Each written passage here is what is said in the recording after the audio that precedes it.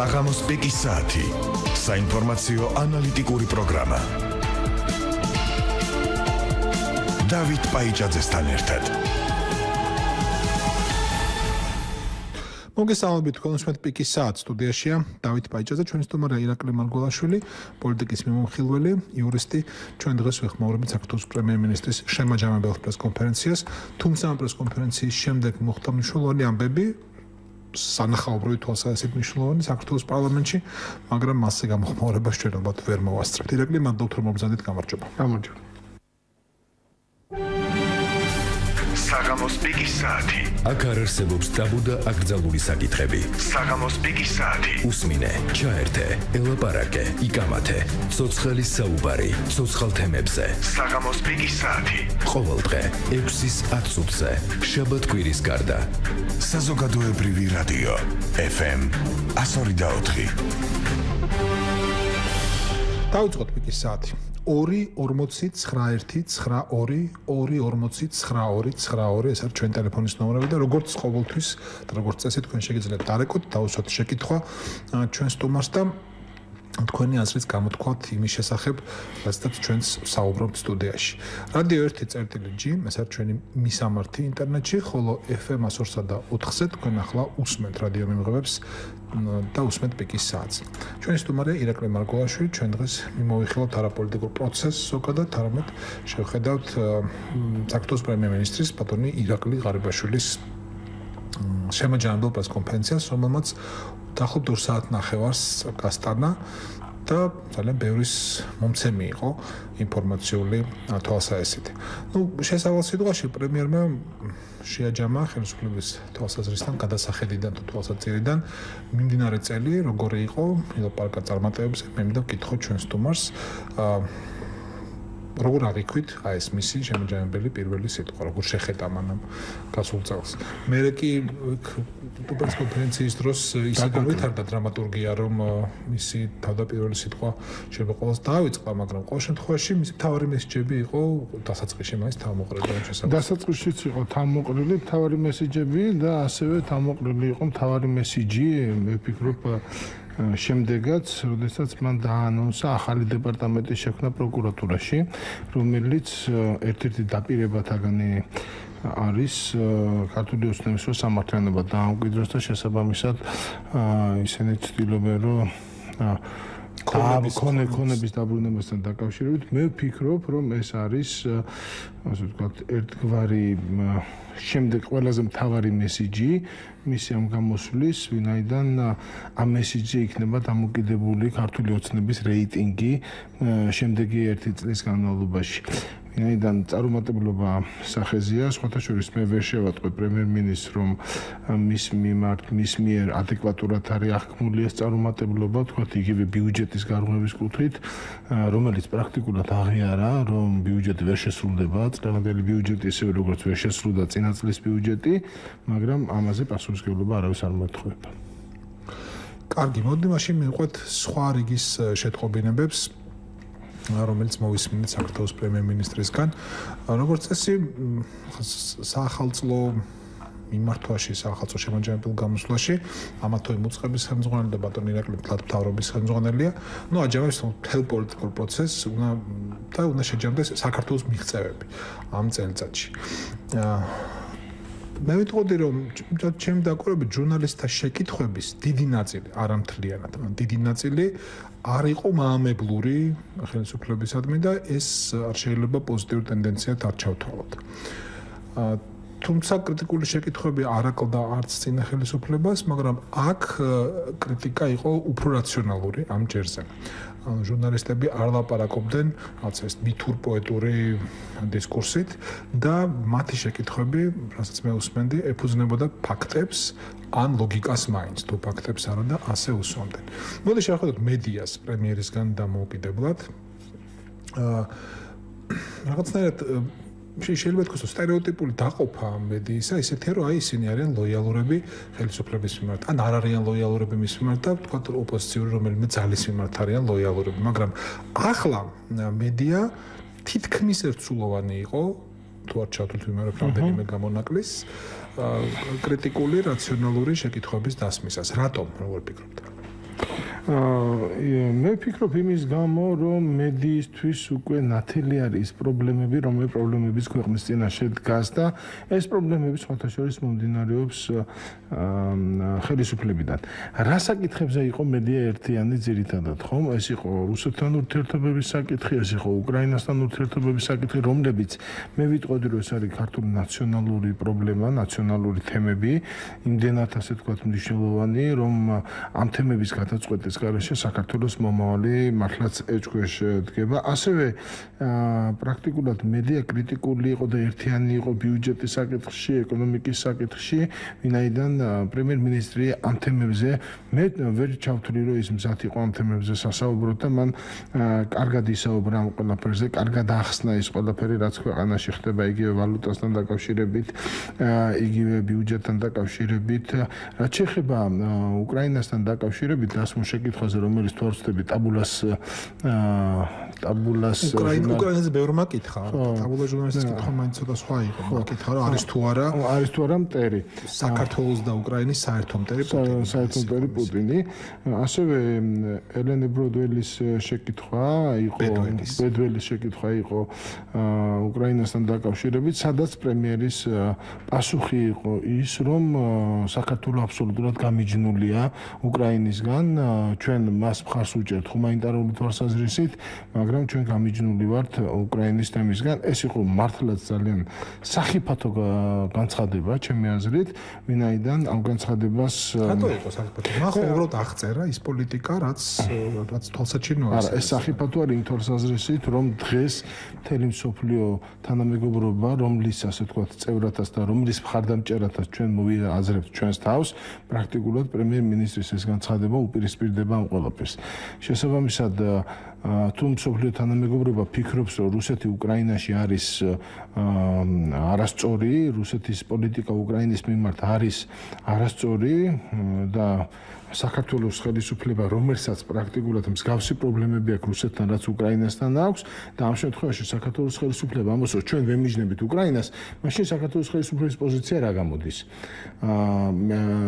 რთულია თქვათ, ეხლა მე ვფიქრობ ესეთ რამეს, რომ ბატონ ღარიბაშვილის რატომღაც ხანდახან ავიწყდება, რომ მისი განცხადებები არ რჩება მხოლოდ საქართველოში და მისი განცხადებების ადრესატი მთელი მსოფლიო, მით უმეტეს, როდესაც საუბარი არის, ესე იგი, საერთაშორისო როდესაც საუბარია პრესკონფერენციაზე, როდესაც ის აჟღერებს სხვადასხვა საკითხებს და მას არა აქვს განცდა, რომ ის ფიქრობს, ჩემი აზრით, რომ მისი განცხადებები, ასე ვთქვათ, დარჩება მხოლოდ საქართველოში. ამიტომ ხშირია შემთხვევები და ჩვენ სხვადასხვა ბევრი ინფორმაცია მოგვისმენია იმასთან დაკავშირებით, რომ საერთაშორისო თანამეგობრობაში არის გაურკვევლობა საქართველოს პოზიციასთან დაკავშირებით. თუ გავიხსენებთ, თუნდაც იგივე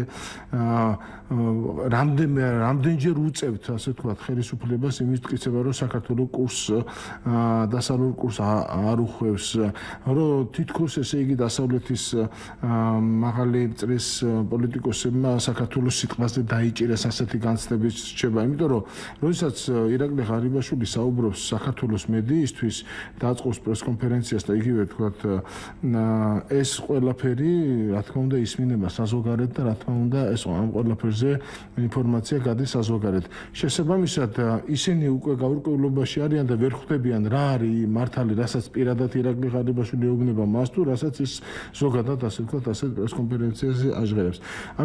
ამიტომ არის სახიფათო ის განცხადება, რომ საქართველოს ხელისუფლება ემიჯნება უკრაინის მოვლენებს, ეს არის ძალიან სახიფათო ტენდენცია, სახიფათო იმ თვალსაზრისით, რომ ეს არის განცხადება, რომელიც მე ვფიქრობ, რომ ყველაზე მეტად ამ განცხადებას მოიწონებს რუსეთი, ვინაიდან რუსეთს აწყობს ნებისმიერი ქვეყანა, რომელიც გაემიჯნება დღეს უკრაინის თემას. მათ შორის უკრაინის თემას არ ემიჯნება, შეიძლება ითქვას, იგივე ბელორუსის პრეზიდენტი, რომელიც ევრაზიის კავშირშია შესული, ისე ასევე ნურსულთან ნაზარბაევი, რომელიც ასევე კავშირშია კავშირს და საბაჟო კავშირსაც ღია სკეპსისით ეკიდება. რა თქმა უნდა და ამ დროს საქართველოს ხელისუფლება, რომელიც ყველაზე მეტად უნდა იყოს, ასე ვთქვათ, მობილიზებული იმისთვის, რომ საქართველო მოხვდეს აი ამ უკრაინასთან ერთად და არ მოშორდეს ამ თემას, ვინაიდან ჩვენი ტერიტორიული პრობლემები და უკრაინის ტერიტორიული პრობლემები გაჭრილი ვაშლივი დგას უკვე ერთმანეთს, იმიტომ რომ იქაც ანექსია და აქაც ანექსია ხორციელდება, ჯერ აფხაზეთში და ეხლა ცხინვალის რეგიონში უფრო სერიოზული სახის ანექსია ხორციელდება. მე ვფიქრობ, ეს განცხადება ძალიან სახიფათოა საქართველოს სახელმწიფოსთვის და აი ჩემი აზრით ხარიბაშვილს მოუწევს ამ განცხადებაზე განმარტების გაკეთება. მოდი შევხედოთ მეორე მხრივ.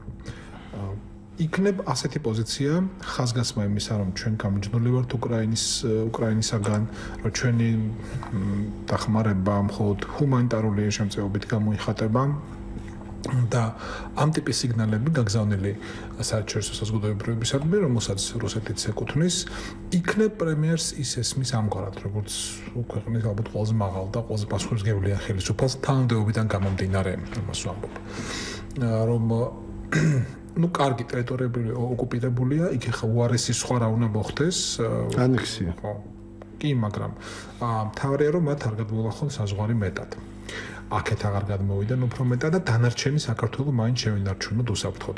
როგორც ადრე ეს საბჭოთა კავშირში იყო ეს ლიჟბუნებულა ვაინი. მთავარი არ იყოს ომი, მთავარია იყოს მშვიდობა საქართველოში და სწორედ აი ამ მშვიდობის შენარჩუნების და მშვიდობიანი ცხოვრების საფუძვლად მიაჩნდეს ხელისუფლებას თავის პოლიტიკა. მე ხაზგასმით არ ვუჭერ მხარს უკრაინას, იმიტომ რომ გარანტირებულად შენმე თავს არ დამესხა. აი ეს იყო შეფასება. მე ერთ რამეს ვფიქრობ რა, ჩემი აზრით ეს ვერ იქნება თავდაცვა. ვერ იქნება თავდაცვა, იმიტომ რომ ერთია, რატომღაც ხელისუფლებას ძალიან ინფანტილურად გონია, რომ რაღაც განცხადებები არის მხოლოდ რუსეთის აგრესიის შემაკავებელი და სხვა არაფერი. რატო განცხადები? რასაც ლაპარაკობენ, იმას არ აკეთებენ. არა, რასაც არა, აქ საუბარია სხვა რამეზე. თუ საქართველო მყარად ხელისუფლების პოზიცია ყოველ შემთხვევაში ასეთია, de facto de jure პოზიცია, შეიძლება დავარქვათ ამას, რომ საქართველო არის ევროატლანტიკური, ესე იგი, კავშირის მომხრე და ევროატლანტიკურ სტრუქტურებში გაერთიანების მომხრე დღესაც. ყოველ შემთხვევაში ოფიციალური პოზიცია დღეს ასეთია. იქ რა ხდება კულუარებში ჩვენ არ ვიცით, არის ბევრი ასე თქვა საკითხი, რომელიც გარკვევა საჭიროებს და რუსეთთან ურთიერთობის საკითხები დღევანდელი ხელისუფლების მე ვიტყოდი, რომ არ არის გამჭვირვალე, თუნდაც იგივე თქვათ ის ფორმატი, რომელიც არსებობს, კარასინის და აბაშიძის ფორმატი, ეს ფორმატი აბსოლუტურად არ არის გამჭვირვალე. აქედან გამომდინარე, რუსეთის პოლიტიკა საქართველოს მიმართ არ განისაზღვრება, მხოლოდ 90-იანი წლებიდან გონიათ საქართველოში, რომ ესე იგი პუტინს ლილიპუტინი დაუძახა, რომ ესე იგი გამსახურდიან ბუშსაგინა და რაღაც ასეთი მსგავსი, ასე თქვათ, სიტუაციებზეა თითქოს საერთაშორისო პოლიტიკა დამოკიდებული. აქ საუბარი არის ერთ რამეზე. რუსეთს აქვს გეოპოლიტიკური ინტერესი.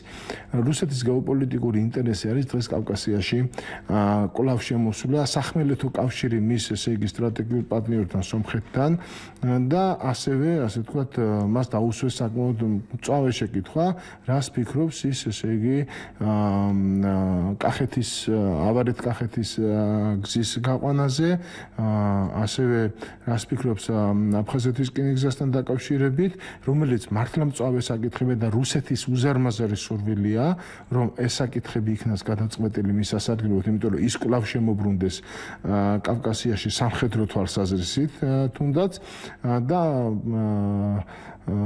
პრემიერის პოზიცია იყო, რომ ეს არის ნაციონალების შეკითხვა, რომ ეს არის ესე ვთქვათ არასერიოზული მიდგომა ამ ყველაფრის მიმართ, მაშინ როდესაც თუ საქართველოს დღეს უკავია ესე იგი ევროატლანტიკური კურსი, აქ აგრესია, რუსეთის აგრესია არ არის, ასე ვთქვათ, თავიდან აცილებული. შესაბამისად, ეს პოზიცია უკავია კი. ოფიციალურად იურიდიულად დღეს ეს ყველაფერი ასია. ფაქტობრივად ჩვენ, ესე იგი, მე ვამბობ, რომ ბოლომდე არ არის გამჭვირვალე ეს პროცესი. თუმცა განცხადებების დონეზე, იგივე ვთქვათ, საერთაშორისო ტრიბუნებიდან საქართველოს არის ევროატლანტიკური კურსის მიმდევარი დღეს შესაბამისად ეს კურსი აუცილებლად მოიცავს რისკს. ამიტომ განცხადებების დონეზე რაიმე თქვათ საკითხის გადატანა და თქვათ ამ საკითხების დამალვა ზოგადად სახელმწიფო თავის ოფიციალურ პოზიციას ვერავითარ შემთხვევაში ვერ დამალავს, ამიტომ შესაბამისად ჯობია რომ საქართველოს დადგეს ყველაფრის წინაშე სწორად, პროცესების წინაშე იყოს ის საერთაშორისო თანამეგობრობის სტრატეგიული პარტნიორი, სადაც არის ჩვენი თავდაცვის მექანიზმები და რაც არის ჩვენი თავდაცვის მექანიზმები. ამიტომ მე არ ვფიქრობ, რომ საქართველოს ხელისუფლება ასეთი რიტორიკით ასე იგი შეძლებს რუსეთის აგრესიის შეჩერებას. სმენელი ყავს, გამარჯობა. გალბინით უკაცრავად გისმენთ? გამარჯობა ბატონებო. დიახ. ბატონო დავით, აი ესეთი მოსაზრება მექნებოდა მე. ერთი და ჯერ პირველ რიგში ეს უნდა გადაეცა საზოგადოებრივ მაუწყებლობას. რა? ეს ინტერვიუ პრემიერთან. არ უნდა ყოფილიყავით მხოლოდ კერძო რადიოების იმედს. და მეორე კიდევ პასუხს ის პასუხს უნდა დაელოდოს და არ უნდა ჩაიძოს რამოდენჯერ არ უნდა გაიმეოროს შეკითხვა და არ უნდა ესე იგი შოუთ არ უნდა აქციოს შეკითხვა და მეორე ვიზე ლაპარაკობთ ამას ეს ვერ გავიგე.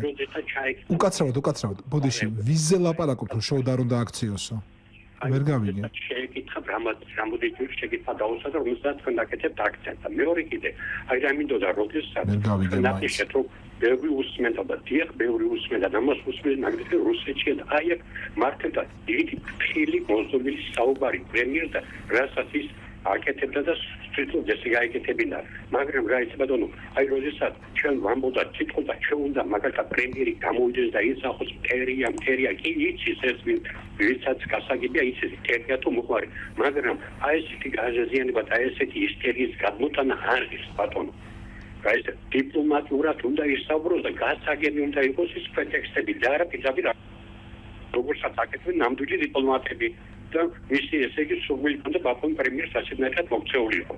All ჟურნალისტები ზედმეტად თავხედობდნენ ბოდიში ამ საკითხს. რას ნიშნავს თავხედობდნენ? რატო და ერთ და იგივე შეკითხვის გამიორებაში ხო მიიღე პასუხი დაკმაყოფილდი იმ პასუხით. არ არის ეგრე ბატონო, უნდა გითხრათ როგორც ჟურნალისტმა, რომ თუ კი ჟურნალისტს მიაჩნია რომ მას პასუხი არ აკმაყოფილებს, შეუძლია გაამდიდროს თავის შეკითხვა ან გაუმეოროს ეს ესია ყველგან. და ჟურნალისტები ასე უნდა იქცეოდნენ. იმიტომ რომ ისინი არასოდეს არ არიან მარტონი, მათ უკან დგას საზოგადოება და მარტო ჟურნალისტს არ აინტერესებს თავისი კითხვის პასუხი, ამ კითხვის პასუხი აინტერესებს საზოგადოებას. ეს ახსოვს ჟურნალისტს და ის ამიტომაც იმეორებს ხოლმე თავის კითხვას. ის მარტო არასოდეს არ არის რესპონდენტთან, ის ლაპარაკობს საზოგადოების სახელით. მთელი საზოგადოების თუ არა მისი ნაწილის სახელით მაინც. ასე რომ კითხობის დასმა ეს არის მათი საქმე. და უწინარესად ეს არის მათი საქმე ზუსტად. გამარჯობა, მომდევნო მსმენელი, გამარჯობათ გისმენთ. მოგესალმებით ბატონო დავით, მოგესალმებით ბატონო ირაკლი. გამარჯობათ. ეხლა მე ცოტა არის ძალიან თანაგრძნობის განცდა გამიშთა დღევანდელი ხელისუფლებისადმი, იმიტომ რომ აი ფაქტიურად წინა საარჩევნო რიტორიკიდან ვერ გამოდიან. თუ არ შეიძლება ამ ერთიგივე წრეზე, იგივე 9 წელიწადზე ლაპარაკი, იგივე ნაციონალები და იგივე სააკაშვილი რამდენიმე იყოს გახსენები. ეხლა ის რომ ბიძინა ივანიშვილი მოვიდა და შეცვალა სააკაშვილი, თავისთავად ბედნიერება ვერ იქნება საქართველოს მოსახლეობისთვის. შეიძლება ბედნიერად გრძნობს თავს აი ეს ჩინოვნიკები, რომლებიც პრემიებს იზრდიან დღეს. გარდა ამისა, მე ორ მომენტს მინდა შევეხო. თუ დიპლომატიურ მიდგომაზეა საქმე პუტინთან მიმართებაში კი არა, იგივე სააკაშვილთან მიმართებაშიც.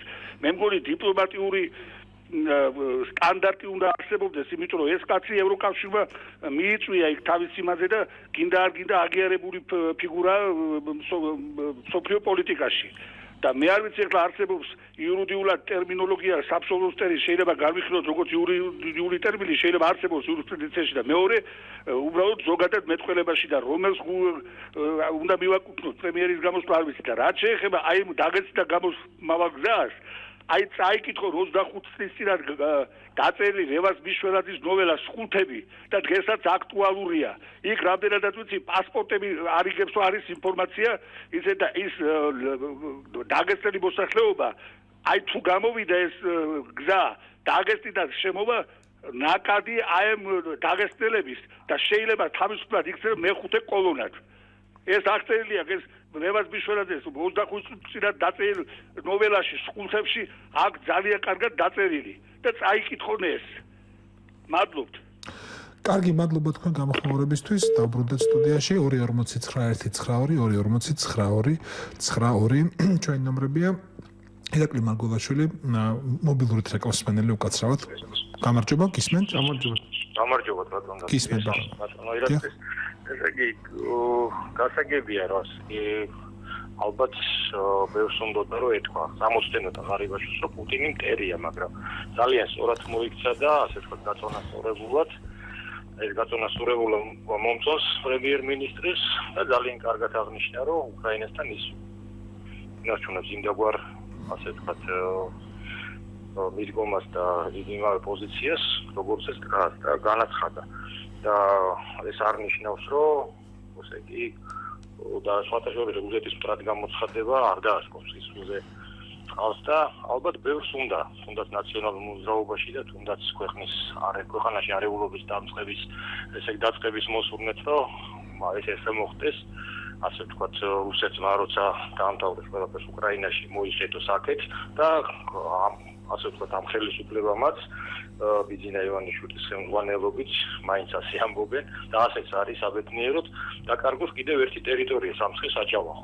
ვის შეიძლება ეს უდოდეს ბატონო? ბატონო, აი ამ განცხადებებს მოყვებოდა ეს და ბევრს უნდა რა თქმა უნდა. თუნდაც კარგი, აი თუნდაც ლუკა გაბაშვილს ბატონო. თქვენ ბრძანდებით მოქალაქე, თქვენ არ ახართ პოლიტიკური პარტიის წევრი, პოლიტიკური პასუხისმგებლობა არ გაკისრია და შეგიძლიათ თავისუფლად ილაპარაკოთ, ხო? აი მე მკითხავ თუ შეიძლება პუტინი მოყვარია საქართველოს თუ მტერია საქართველოს თქვენი აზრით?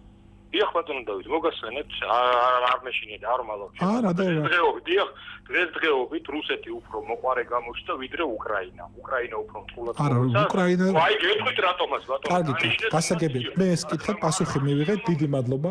არა, გასაგებია თქვენი პასუხი. გასაგებია ბატონო, მივიღეთ პასუხი და თქვენი აზრიც მანამდე გასაგები იყო. უბრალოდ უნდა დაუბრუნდეთ სტუმარს. და ვილაპარაკოთ იმაზე, რაზეც საუბრობთ. მადლობა თქვენის არისთვის. 249129249. მაინც რატო გაუჭირდა ბატონ ღარიბაშვილს იმის თქმა, რომ პუტინი მტერია. თან ლაპარაკი იყო არა იმაზე რუსეთი ამ ტერიტორიაზე, ლაპარაკი იყო რუსეთის პრეზიდენტზე და არა ქვეყანაზე. მე მაგალითად არ მექნებოდა მაგაზე უფრო გართულება, მე გართულება უფრო მქონდა, თქვა ჩემი პოზიცია იყო უკრაინასთან გამიჯნის თემა. იმიტომ რომ ეს უკვე ჩვენი ქვეყნის სტრატეგიული პოზიცია უნდა იყოს. სტრატეგიული პოზიცია უნდა იყოს იმის გამო, რომ აი მაგალითად დგას ასეთი საკითხი. თუ დღეს დასავლეთს აქვს სანქციები გამოყენებული რუსეთის მიმართ და რუსეთი დაექვემდებარა ამ სანქციებს და მოახდინა უკრაინიდან ჯარების გაყვანა და ასევე თქვათ ყირიმის დეანექსია. ამ შემთხვევაში საქართველოს რას იღებს ამ ყველაფრიდან? თუ საქართველოს ამ პროცესებს არ არის შეერთებული, შესაბამისად ამ პროცესებთან შეერთება საქართველოს აძლევს იმის გარანტიას და იმის საშუალებას, რომ საქართველოს პრობლემები განხილული იქნას ერთიან კონტექსტში. სხვანაირად ჩვენ თუ არ ვიქნებით გლობალური თამაშის წევრები, ლოკალურად თუ ჩაიკეტება ეს პრობლემები საქართველოს შიგნით და ანუ ეს პრობლემები, რომლებიც გატანაც ჩვენ მოვახერხეთ და გავხადეთ საერთაშორისო თემა, თუ ეს თემები ისევ საქართველოს შიგნით დაბრუნდება, ამ შემთხვევაში მოხდება ის, რომ საქართველოს ამ პრობლემებთან დარჩება მარტო. მარტო საქართველოს ამ პრობლემებთან გამკლევა, რასაც ქვია დეოკუპაცია არ შეუძლია. ამიტომ არის მნიშვნელოვანი და ამიტომ არის საფრთხე პრემიერის განცხადებაში, რომ უკრაინის პროცესებთან მიბმა საქართველოს პრობლემების ეს არის ძალიან სერიოზული სტრატეგიული საკითხი საქართველოსთვის, ვინაიდან სწორედ უკრაინის თემამ წამოწია ის საკითხი, რომ რუსეთი დღეს არის სანქციების ქვეშ და შესაძლებელია ეს სანქციები კიდევ უფრო ასე ვთქვათ გაძლიერდეს. ამის საპასუხოდ რუსეთი იწყებს საქართველოშიც ანექსიას და ამ ანექსიის ძირითადი წახალისება სწორედ არის ის, რომ საქართველოს ხელისუფლების პოზიცია არ არის მკვეთრი ამ პრობლემებთან დაკავშირებით, რუსეთთან დაკავშირებით.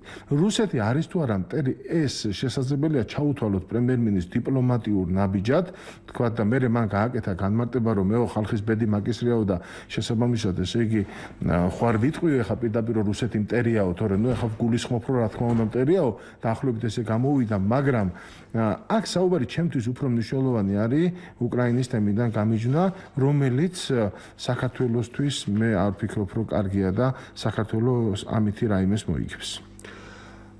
ბატონმა ღარიბაშვილმა თქვა ერთი ასეთი რამ, რომ ის ქაოსი, ტყუილი და დაძაბულობა, რაც საზოგადოებაში არის მედიის წარმოშობილი. მედია ქმნის ქაოსს, მედია ტირაჟირებს ტყუილებს, ქმნის დაძაბულობას, დაბნეულობას და მოქალაქეებს აი ამ განცდებს უღვივებს. ხა მე მესმის თქვენ არაკვირდებით მედიას ისე რომ ის პროფესიულად დაფასოთ, მაგრამ მაინც მაინტერესებს აი ამ პრემიერისეულ შეფასებას რა ფაქტობრივი საფუძველი და რა ლოგიკური საფუძველი შეიძლება. მე მაგალითად ერთადერთი ლოგიკური საფუძველი შეიძლება ამას ქონდეს მხოლოდ ის რომ პრემიერს სურს მიიღოს საბჭოთა მედია. პრემიერს არ გამოუყვია მედიას საშუალებები ამ არა, რა თქმა უნდა. მთელი მედია მოაქცია. რა თქმა უნდა. ანუ პრემიერს აღიზიანებს მედიის ასე ვთქვათ დაინტერესება სხვადასხვა საკითხებით. და განსაკუთრებით მწვავე საკითხებით, რომლებიც თუნდაც იყო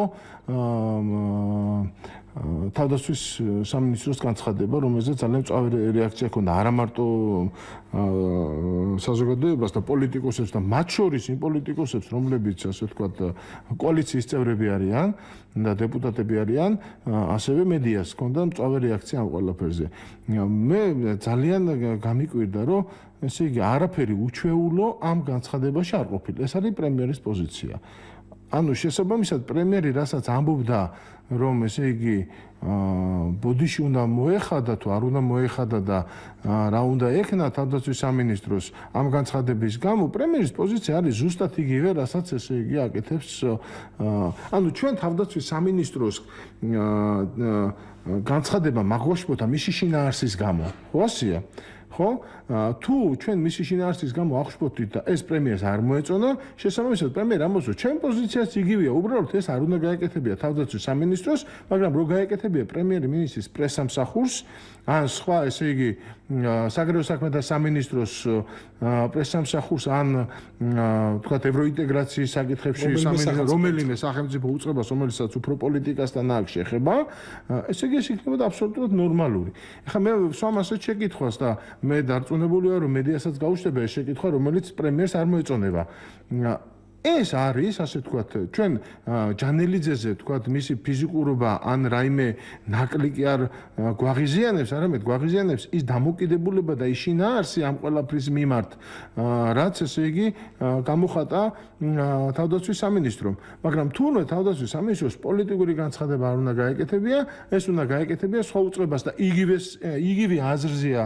ბატონი პრემიერი რა აზრით გამოხატული იყო ამ განცხადებაში მე ვფიქრობ რომ ამაზეც შესაბამისი რეაქცია უნდა მიცეს საზოგადოებამ ვინაიდან ხელისუფლება საბოლოო ჯამში იძულებულია და მიუხედავად იმისა რომ აღიზიანებს ძალიან იგივე მედიის აქტიურობა ასევე მას აღიზიანებს არასამთავრობო სექტორის აქტიურობა და ზოგადად სამოქალაქო ჩართულობა პროცესებში მე ვფიქრობ რომ ხელისუფლება იძულებულია და ის იძულებული უნდა გახდეს და ნებისმიერი ხელისუფლება უნდა გახდეს იძულებული რომ მან მოღვაწეობა გააგრძელოს სწორედ ასეთ ფონზე, როდესაც საზოგადოება შეიძლება კონდეს სხვა აზრი და ხელისუფლება შეიძლება კონდეს სხვა აზრი და რაც უფრო მეტად იქნება ხელისუფლება, იგივე ვთქვათ ოქროს საბადოსთან დაკავშირებულ თემებზე თვითონ პრემიერის პოზიცია და ვთქვათ საზოგადოების პოზიცია არის აბსოლუტურად გაყოფილი და არა მარტო ეს პარლამენტის პოზიცია გაიყო ამ საკითხთან დაკავშირებით და კოალიციის ბევრმა წევრმა გუშინ ესე იგი მხარი დაუჭირა საპარლამენტო კომისიის შექმნას. აქედან გამომდინარე პრემიერი ამაზე ძალიან გაღიზიანებულია, მაგრამ თუ ის არის დღეს საქართველოს გავაკეთებ რომ შექმნა პირობები იქ მუშაობის გაგრძელებისთვის. ხო, ეს არის ესე იგი პრაქტიკულად დაპირისპირება საზოგადოებასთან, დაპირისპირება საკმაოდ სერიოზულ ასე ვთქვათ. ერთი რამ მინდა შევნიშნო. მე ერთი რამ მაინტერესებს. არ დაგავიწყოთ რას ამბობთ, მაგრამ მინდა შევნიშნო ერთი რამ. როცა თქვენ ამბობთ რომ ის გაღიზიანებულია მედიის ასეთი ქცევით, მეორე მხრივ არ შეიძლება არ გავიხსენოთ ხელისუფლების წევრთა, როგორც აღმასრულებელი ხელისუფლებიდან, ისე განსაკუთრებით საკანონმდებლოდან, ანუ პარლამენტის წევრთა ხშირი განცხადებები, შეხსენებები საზოგადოებისათვის, რომ სწორედ მათი მოსვლით გათავისუფლდა მედია, გახდა ქართული მედია უფრო თავისუფალი. შესაბამისად, პრემიერს მისივე თანაგუნდელების მტკიცებით დღეს ელაპარაკებოდა უფრო თავისუფალი მედია, ხო? მე არ ვამბობ ამას, ლოგიკურად ასე გამოდის ეს. და მართლაც ჟურნალისტებს თუ მოусმენდი დაკვირვებით მათ კითხვებს დააკვირდებოდი მათ შინაარსს გაიაზრებდი, არაფერი არ ბოჭავდათ იქ დიდ ნაწილს გულისხმობ. ხა იქ ხო სხვა ტიპის კითხვებიც, მაგრამ ძირითადად მაინც ეკითხებოდნენ იმას, რაც ფაქტიური ჩემი აზრით ხო საზოგადოების ინტერესს რეალურად წარმოადგენს და ეს მარაოსავით ეს კითხვები კარგად იშლებოდა შინაარსობრივად. და აი ეს წინააღმდეგობა მინდა თქვენ მომიხსნათ. აი ზუსტად მაგის თქმას ვაბირებდი ბატონო დავით. თუკი ხელს მოვიდა პოლიტიკური ძალა იმისთვის რომ მედიამ თავი უფრო თავისუფლად იგრძნოს და დემოკრატია უფრო ძლიერი იყოს. მედია იქცევა კიდე შესაბამისად, ასე ჩავთვალოთ, მაშინ აღწევს. მაშინ ერთადერთი რამე უნდა გააკეთო და გაღიზიანება შეიძლება ეს არსებობდეს მედიისგან, მაგრამ ის უნდა დაფარო. რატო ვერ ფარავს? ვერ ფარავს, იმიტომ რომ მე ვფიქრობ, რომ აკლი არა, მე ვფიქრობ, რომ მას აკლია გამოცდილება, თქვა პოლიტიკური გამოცდილება. ეხლა ბატონ ბიზინა მას თქო, რომ მას არ აქვს პოლიტიკური გამოცდილება, მაგრამ კარგი ბიჭია და ასე ვთქვათ, ასეთ შეფასებით გახდა ის პრემიერ-მინისტრი თუ გახსოვს. შესაბამისად, მე ვფიქრობ, რომ მას პოლიტიკური გამოცდილება აკლია უფრო, ვიდრე ვთქვათ, მე არ მგონია, რომ ის მტერი იყოს მედიას და ვინმეს მტერი იყოს, მაგრამ უბრალოდ ჩემთვის მაგალითად მისი პოზიცია არის გამოცდილობიდან გამომდინარე. და იმიტომ რომ პოლიტიკოს არ შეშვენის ზოგადად მედიასთან ესეთ დონეზე კონფრონტაციული რეჟიმს და განსაკუთრებით თქვა საერთაშორისო მედიასთან ბლუმბერგის წარმომადგენელთან საკმაოდ უხეში იყო პრემიერ-მინისტრი დღეს და მე არ ვფიქრობ რომ ეს არის ნორმალური საქციელი. ამიტომ თუ რა საკითხების მიმართ არის გრძნობიარე განსაკუთრებით გრძნობიარე ის იყო ასე ვთქვათ ოპოზიციის მიმართ, უკრაინის თემის მიმართ, რუსეთის თემის მიმართ, ანუ იმ საკითხების მიმართ, რომელიც საკითხებზეც მას ყველაზე ხშირად აკრიტიკებენ და ბიუჯეტის მიმართ. შესაბამისად, მას ყველა, ასე ვთქვათ, ფრონტზე აქვს ნეგატიური შედეგი, შესაბამისად, უფიქსირებენ ამ ნეგატიურ შედეგს და ეს მას ძალიან აღიზიანებს და ეს არის მისთვის მტკივნეული. თუმცა, აი მაგალითად ერთი რამე მინდა რომ ვთქვა, იგივე თქვა თავისუფალი დემოკრატები, რომლებმაც დატოვეს კოალიცია და გუშინ მე უსმენდი ბატონ ალექსი პეტრიაშვილს და მისი გამოსვლა ნორსად საკითხი შეეხებოდა საზოგადოებრივ მაუწყებელზე ჰქონდათ ბოლოში აი მოამბის ბოლოს მისი ჩართვა შეკითხვა შეეხებოდა ცხინვალთან გასაფორმებელ ხელშეკრულების თემას. მე მაგალითად ეხა ბატონი ალექსი პეტრიაშვილის განცხადებები რაც მოვისმინე გუშინ და მაგალითად გოკა გაბაშვილის განცხადებები ან გიგა ბუკელიას განცხადებები არაფრით არ განსხვავდებოდა ერთმანეთისგან და ისიც იყო თქვა ამ საკითხში აბსოლუტურად ამომწურავი და მეტის მომთხოვნი ხელისუფლების მიმართ როცა ის თანამდებობაზე თქვა არ იყო ასეთ პოზიციაზე ხო ამიტომ როგორც ეთყობა თავად ხელისუფლებაში ამ საკითხებისადმი გზნობელობა უფრო სხვაგვარია მაგრამ როდესაც ისინი გავიდნენ უკვე ოპოზიციაში ამ საკითხებისადმი მათი ჭეშმარიტი დამოკიდებულებები უფრო გამოჩნდა თქვათ როგორი არის შესაბამისად როგორც ეთყობა თვითონ ხელისუფლებას აქვს რაღაც კომპრომისული მომენტები რუსეთთან მიმართებაში რომელიც მას შედეგებს არ აძლევს და რა თქმა უნდა ვერ მიცევს შემდეგ როდესაც მას უფიქსირებენ იმას რომ ამ კომპრომისებმა ჩვენ შედეგები არ მოგცა პირიქით ანექსია წაახალისა და აქ უკვე ჩდება აშკარად მარცხის ველი რომელიც ველზეც ესე იგი შეაბიჯა ხელისუფლებამ ეს იწევს უკვე გაღიზიანებას და ეს ჩემი აზრით არის რაღაც ბავშვური მომენტი, იმიტომ რომ იმის მაგივრად რომ პოლიტიკას გადახედო და გააცნობიერე რომ რაღაც არ იყო თქვათ ისე როგორც უნდა ყოფილიყო. ამის მაგივრად ხდება თქვათ მედიაზე გაღიზიანება, ოპოზიციაზე გაღიზიანება და ამ გაღიზიანების ძალიან ღიად და ღიად გამოხატვა. ფაქტობრივი მოცემულობა ასეთია, რომ ანექსიას საქართველოს ოკუპირებული ტერიტორიების იურიდიულ გაფორმებას ბრძოლებში რუსეთი ეწევა ქართული ოცნების ხელისუფლებაში ყოფნის დროს, მაგრამ თქვა რომ ქართული ოცნების პოლიტიკამ წაახალისა ეს ანექსია, აქ შეიძლება დავინახოთ ლოგიკური ხარვეზე, ცოტა არ იყოს ჩემთვის ძნელია ვირწმუნო რომ ეს პოლიტიკა რასაც წარმართავს ქართული ოცნების ხელისუფლებას, აგრეთვე პოლიტიკა რუსეთთან დამოკიდებულება, ეს არის საფუძველი რუსეთის ქცევების. მე მესმის კითხვის დასმა შეუძლებელია იმგვარად, როგორც ახლა მე დავსვამ, არ არის სწორი, მაგრამ რო წარმოვიდგინოთ რომ ნებისმიერი სხვა ხელისუფლება, თქვა შეუპოვარი და კონფრონტაციული პოლიტიკით რუსეთთან, იმას თუ ეს გეგმა აქვს, ხო, რომ გაიფორმოს ეს ტერიტორიები და დადოს ხელშეკრულებები აფხაზეთისა და შიდა ქართლის იმ ნაწილის, სადაც ცხინვალია მოქცეული მარიონეტულ ხელისუფლებებთან. ამაში საქართველოს ხელისუფლება როგორ დააბრკოლებდა? არა, დააბრკოლებდა იმას, არა. აქ საუბარი არის იმაზე, აი მაგალითად გავიხსენოთ იგივე დღევანდელი ხელისუფლების განცხადება. როდესაც აფხაზეთის საკითხზე იყო საუბარი და აფხაზეთის ანექსიის ხელშეკრულების გაფორმებაზე, აი მაშინ ესე გამოვიდა უსაფრთხოების საბჭოს ხდომიდან მთავრობის წევრები და განაცხადეს, რომ ესე იგი ისინი აწარმოებდნენ აგრესიულ საგარეო პოლიტიკას. მაშინ რა საჭირო იყო აგრესიული საგარეო პოლიტიკა ამ თვალსაზრისით, ხო? აქ საუბარი არის ერთ რამეზე. თავარი არის ეს ყველაფერი უნდა ყოფილიყო ნაბიჯ-ნაბიჯ ლოგიკურად აკინძული ერთმანეთზე, რომ ჩვენი პოზიცია ყოფილიყო მყარი. ჩვენი პოზიცია მყარი ვერ იქნება იმ შემთხვევაში, როდესაც პოსტფაქტუმ ხელისუფლება თქვა რაღაც განცხადებებს გააკეთებს, ან ვიღაც ესე იგი საერთაშორისო ორგანიზაციებს მოუწოდებს, რომ გააკეთოს განცხადებები ამასთან დაკავშირებით. საქართველოს ხელისუფლება იქნებოდა ლოგიკური და ჯაჭვში ჩაბმული საერთაშორისო პროცესებში, თუ ისინი, ასე ვთქვათ, საქართველოს ტერიტორიულ პრობლემებს დასავლეთი განიხილავდა უკრაინის თემასთან ერთად და სანქციების ფონზე. ამ შემთხვევაში შესაძლებელია ყოფილიყო რუსეთისთვის ეს შემაკავებელი ფაქტორი, იმიტომ რომ თუ რუსეთი გააკეთებდა ანალოგიურ ხელშეკრულებას ცხინვალის რეგიონთან და აფხაზეთთან და ის იქნებოდა სანქციების თემაში მოქცეული, მაშინ ამ სანქციების გამკაცრება მოყვებოდა ამას და ეს იქნებოდა ზუსტად შემაკავებელი ფაქტორი.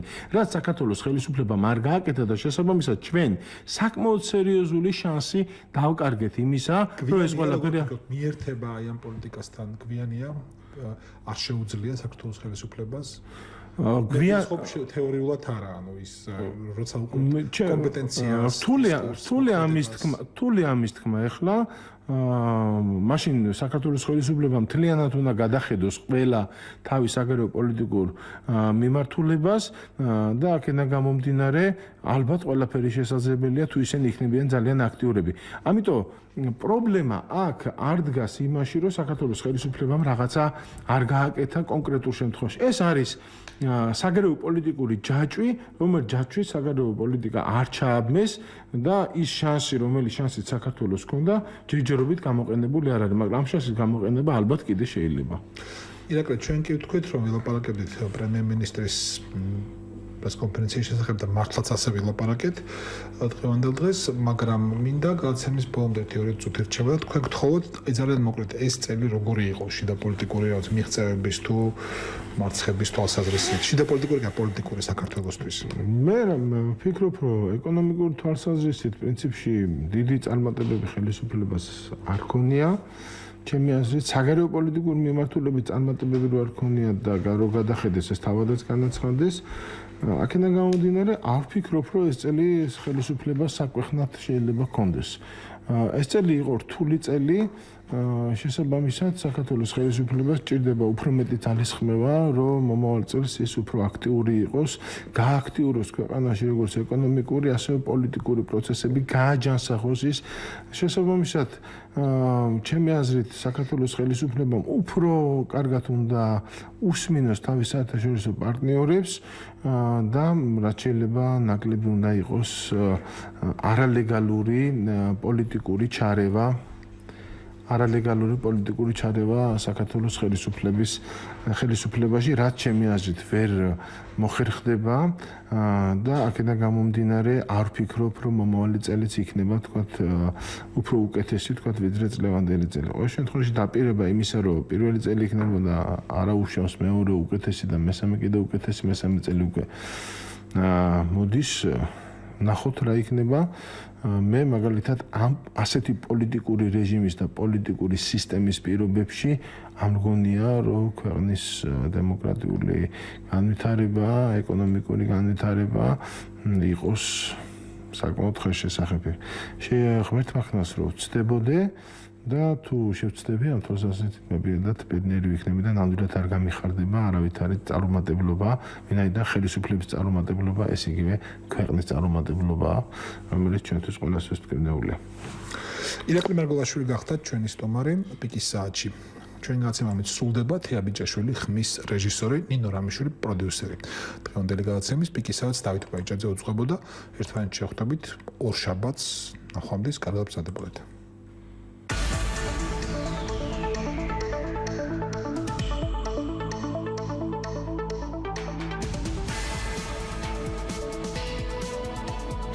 საღამოს პიკის საათი. საინფორმაციო ანალიტიკური პროგრამა. დავით ბაიჭაძესთან ერთად.